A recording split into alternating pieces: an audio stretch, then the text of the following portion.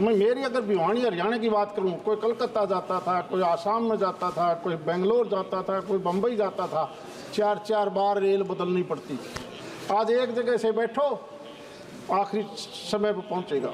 और लास्ट तक हालात इतने बदल गए, जो आदमी 10 साल पहले इस देश से बाहर गया था, जब अब वो दोबारा आता है तो आश्चर्यचकित हो जाता है, ये वही भारत है, ये वही रेल है।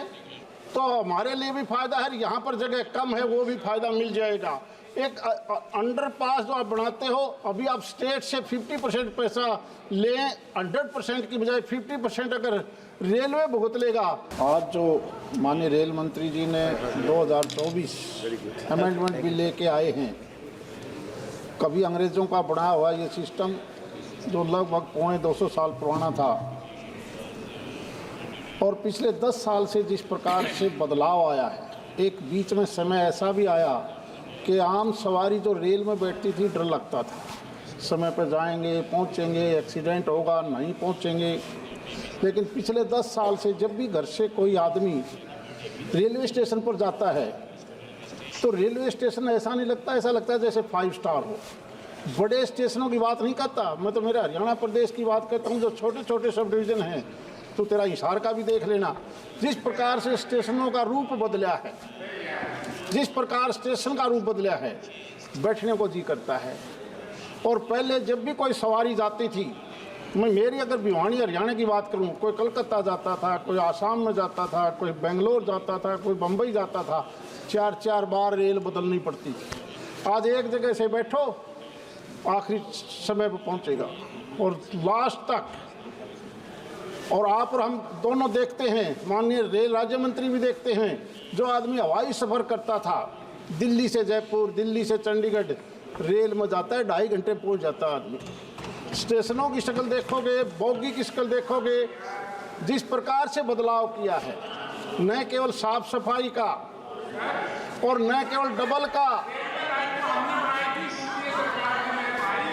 आप भी उसमें बैठ के चलोगे, आप भी, अरे 6 महीने के बाद आप भी जब हिसार से आओगे, आप भी हिसार से जब दिल्ली आओगे तो उसी ट्रेन में आओगे।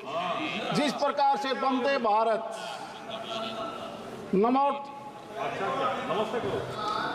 और जिस प्रकार से नई नई ट्रेनों के नाम पता ही नहीं चलता, जब स्टेशन पर हम जाते हैं तो ये नाम क्या है रेल का, इतनी ज़्यादा फास्ट ट्रेन चला दी। और आप हैरान रह जाओगे, दुनिया का, देश का जो आम नागरिक जिनका विश्वास उठ चुका था, आज हर आदमी लाइन में लगा हुआ है कि मैंने ट्रेन की टिकट दिलवा दो, ट्रेन में जाना है। छोड़ गया सारी चीज़ें, समय से पहले पहुंचता है। डबल लाइन की बात हो, हरियाणा प्रदेश की तो एक भी लाइन ऐसी नहीं छोड़ी जहाँ इलेक्ट्रिफिकेशन ना होगी हो। डबल लाइन, इलेक्ट्रिफिकेशन, हालात इतने बदल गए, जो आदमी 10 साल पहले इस देश से बाहर गया था, जब अब वो दोबारा आता है तो आश्चर्यचकित हो जाता है, ये वही भारत है, ये वही रेल है। इस भारतीय रेल का जिस प्रकार मंत्री जी ने सुधारीकरण किया है, और मैं कुछ एक सुझाव भी देना चाहता हूँ। माननीय मंत्री जी, आपके ऊपर पूरा विश्वास है, नरेंद्र मोदी जी के ऊपर देश का विश्वास है। ये जो ट्रेन है हमारा, इधर KMP है, इधर ईस्टर्न पैराफेरी है उत्तर प्रदेश की तरफ, ये जितनी रेल दूर से आती हैं, चारों तरफ से इनके 4 जगह बड़े स्टेशन बनाओ, और किसी प्रकार से बड़ा लैंड बैंक है रेलवे का दिल्ली के अंदर, जिस पर लोग एनक्रोच भी करते हैं, जाम भी लग जाते हैं।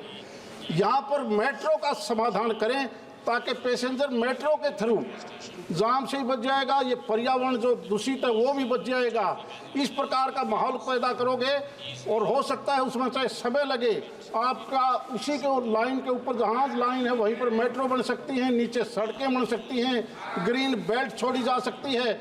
और दूसरा, दिल्ली में ठहराव के लिए जगह कम है रेलों की, जो रेल कलकत्ता से चलती है, बेंगलोर से चलती है, उनकी मेहरबानी करके 100-125 किलोमीटर दूर, चाहे वो हिसार हो, भिवानी हो, महेंद्रगढ़ हो, नारनौल हो, अगर ठहराव उनका वहाँ हो जाए तो हमारे लिए भी फ़ायदा है, यहाँ पर जगह कम है वो भी फ़ायदा मिल जाएगा।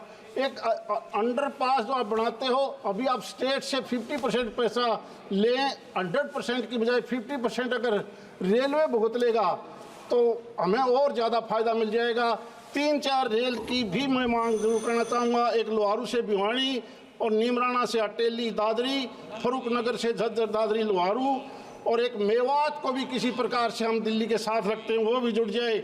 और 2-3 अंडरपास हैं जवाहर नगर पर हाल्ट बना के, और 161/2 और 161/3 पर एक अंडरपास बनवाएं, एक जयपुर पाली स्टेशन पर भी, और एक ट्रेन साथ में इस कस्बा के लिए भी चलाओ, ताकि चूरू का भी हमारे साथ काम चल जाए। बहुत बहुत धन्यवाद।